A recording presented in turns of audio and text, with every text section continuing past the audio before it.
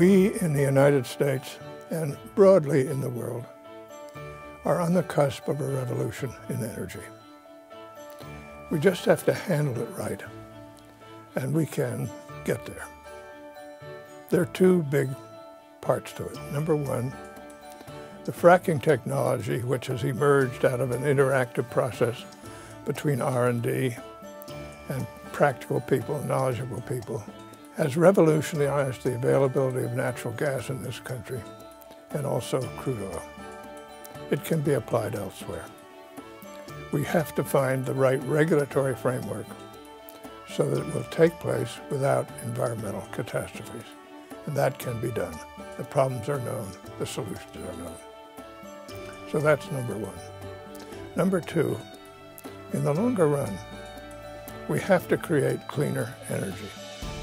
And that is going to emerge from the R&D that's taking place at places like Stanford, like MIT. I'm familiar with those. But people are working on alternative energies, on saving energy, and they're really getting somewhere. So we've got to keep that going. Now, among the things we need to do are, number one, create a level playing field. So different kinds of energy compete with each other equally.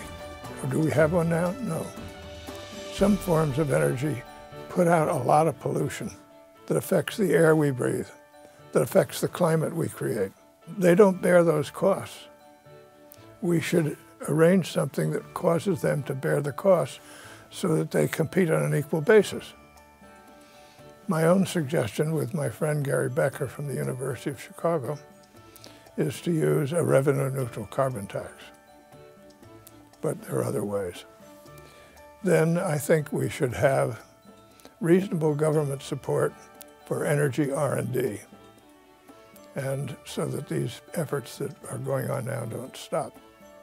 And at least the experience that I'm familiar with is that when there's sensible government R&D support, it tracks industry support.